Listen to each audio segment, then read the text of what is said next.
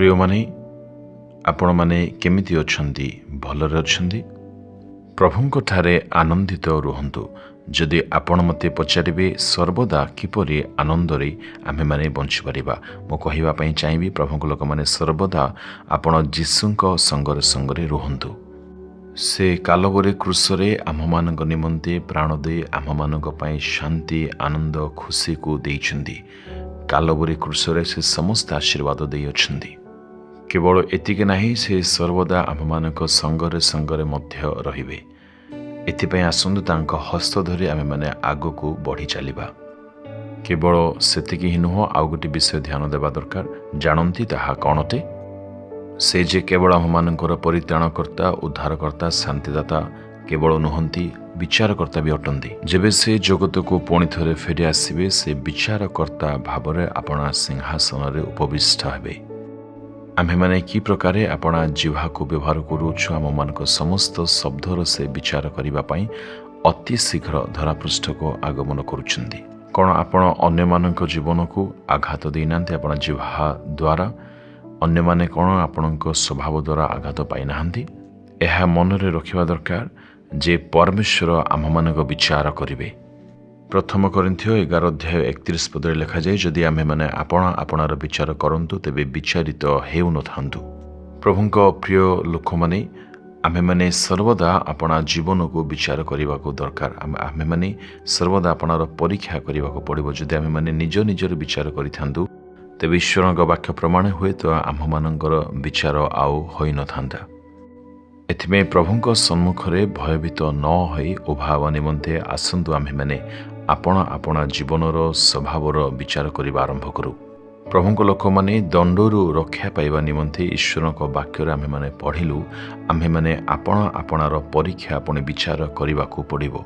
विशेष करी जेतेबेले आमे माने प्रभु भोज ग्रहण करबा पई आस्थाउ सेतेबेले आपणा जीवन को परीक्षा करबा संबंध रे आ लेखा अछि।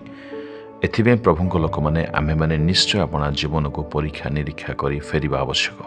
प्रभु भोज समय जीशुको मृत्यु को स्मरण करबा दरकार। सही समय रोटी पुणी द्राक्षारस दिया जाए एहाको आमे माने अयोग्य भाव में ग्रहण न करबा उचित। आमे माने प्रभुंको भोजर अंशी हेबा समय आपण जीवन को परीक्षा करबा दरकार। जो मानक सहित मानकर कथबार्ता नाही बा क्षमा दे नाहु संपूर्ण परिष्कृत हेबा आवश्यक अटे। प्रभु भोजन हेबा समय जदि आपण निज जीवन को विचार करूनांती समीक्षा करूनांती पाप सहित आपण एहार अंशी होउछन्ती तेबे दंड सहित मृत्युर मध्य संभावना अछि।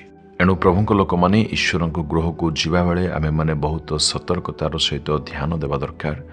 पुणी आमे माने एही प्रकार ईश्वरଙ୍କ भवन को जीवा दरकार। न जदि आम मानकर जे पाप रहिथिबो तेबे आम मानको दंड निश्चय मिलिबो। प्रभुंको लोक माने आपण माने निज कार्य क्षेत्र रे केउ प्रकार भाबरे जीवन अतिबाहित करूछन्ती विश्वस्त अटंती के बा नुहंती धार्मिकतार अटंती के बा रहुनांती एहा प्रभु सबु देखुछन्ती। ईश्वरଙ୍କ वाक्य प्रकाश करे समस्त अनर्थ शब्दर हिसाब आम माननको निश्चय देबाक पड़िबो। सेपरि कथा न हेउ। एणु प्रभुंको लोक माने आमे माने आम माननको जिह्वार व्यवहार को सुधारिबा पई चेष्टा करिबा दरकार। एबे तहिर फल मिलिबो नाही विचार दिन से निश्चय फल देबे।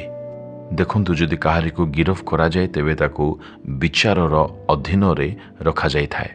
किंतु जेतेबेले विचारर समय उपस्थित होता सेतेबेले सही व्यक्तिर मुह विवर्ण हो जाए से मलिन देखा जाए।